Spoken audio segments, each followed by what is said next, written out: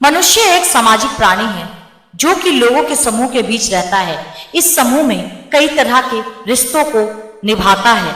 कुछ रिश्ते निस्वार्थ होते हैं, जबकि अधिकतर रिश्तों के बीच निस्वार्थ पर टिकी होती है।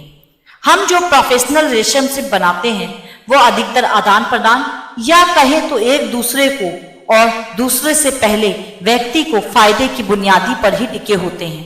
मैं ये नहीं कह रहा कि सभी रिश्तों के पीछे स्वार्थ ही होता है, लेकिन हाँ, आज की दुनिया में अधिकतर इंसान अपना फायदा देखकर ही रिलेशनशिप बनाते हैं। दोस्तों, ऐसा कई बार होता है कि हम दुविधा में फंस जाते हैं कि हमें किसी की राय की जरूरत पड़ती है।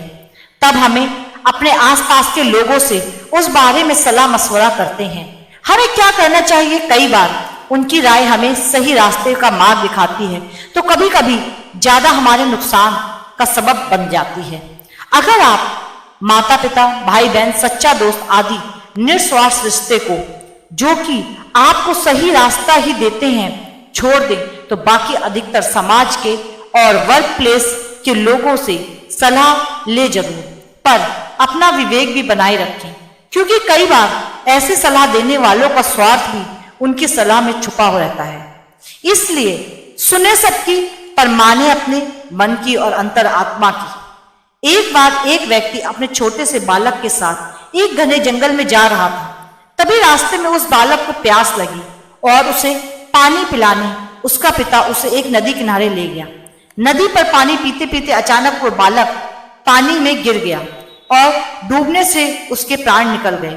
वो आदमी बड़ा दुखी हुआ और उसने सोचा कि इस घने जंगल में इस बालक की अंतिम क्रिया किस प्रकार करूं। तभी उसका रोना सुनकर एक गिद्ध, सियार और नदी से एक कछुआ बाहर आ गए और उस आदमी से सहानुभूति व्यक्त करने लगे। आदमी की परेशानी जानकर सब अपनी अपनी सलाह देने लगे। सियार ने लार टपकाते हुए, ऐसा करो, इस बालक के शरीर को इस जंगल में ही किसी चट्टान के ऊपर छोड़ आओ, धरती माता इसका उद्धार कर देगी। तभी गिद्ध अपनी खुशी छुपाते हुए बोला, नहीं, धरती पर तो इसको जानवर खा जाएंगे। ऐसा करो, इसे किसी वृक्ष के ऊपर डाल दो ताकि सूरज की गर्मी से इसकी अंतिम गति अच्छी हो जाए। उन दोनों की बातें सुनकर कछुआ भी अपनी भूख को छुपाते हुए बोला, नहीं, आप इन दोनों की बातों को मत मानो। बालक की जान पानी में गई है, इसलिए आप इसे नदी में बहा दो। इसके बाद तीनों अपने अपने कहे अनुसार उस आदमी पर जोर डालने लगे। तब उस आदमी ने अपने विवेक का सहारा लिया और उन तीनों से कहा कि तुम तीनों की सहानुभूति भरी सलाह में मुझे तुम्हारे स्वार्थ की गंध आ रही है। सियार चाहता है कि मैं इस बालक के शरीर को ऐसे ही जमीन पर छोड़ दूं ताकि ये उसे आराम से खा सके। गिद्ध, तुम किसी पेड़ पर इस बालक के शरीर को इसलिए रखवाना चाहते हो ताकि सियार और कछुआ से बचकर आराम से तुम दावत उड़ा सको। कछुआ, तुम नदी के अंदर रहते हो, इसलिए नदी में दावत का इंतजाम कर रही हो। तुम्हारी सलाह देने के लिए धन्यवाद, लेकिन मैं इस बालक के शरीर को अग्नि को समर्पित करूंगा, ना कि तुम्हारा भोजन बनने दूंगा। यह सुनकर वह तीनों अपना सा मुंह लेकर वहां से चल दिए।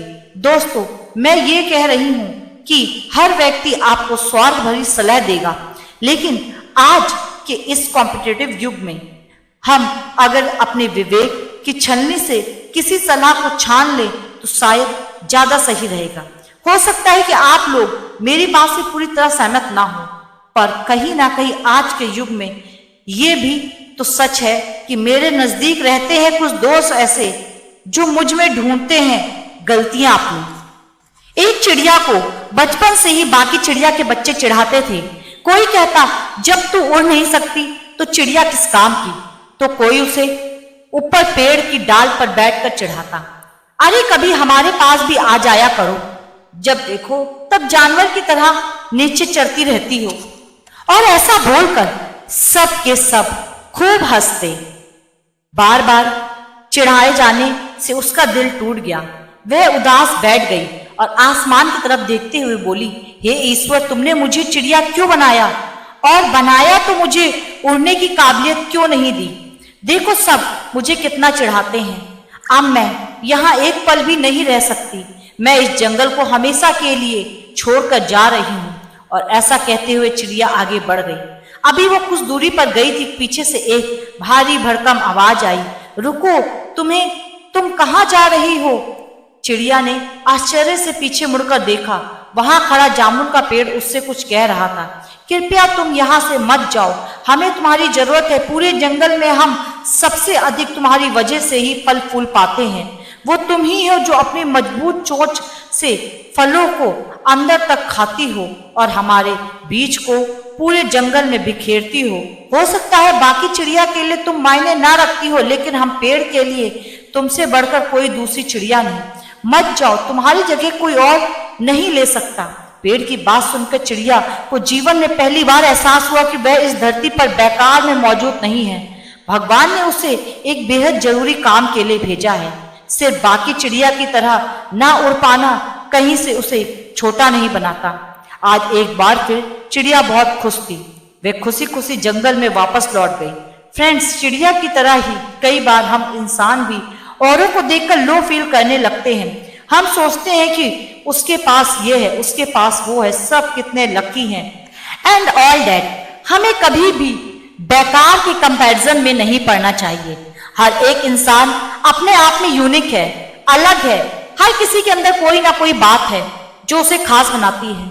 हाँ, हो सकता है कि वो पूरी दुनिया के लिए बस एक इंसान हो, लेकिन किसी एक के लिए वो पूरी दुनिया हो सकता है।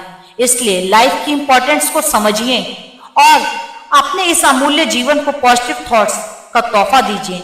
यकीनन सकारात्मक सोच का ये तोहफा आपकी पूरी लाइफ को शानदार बना सकता है।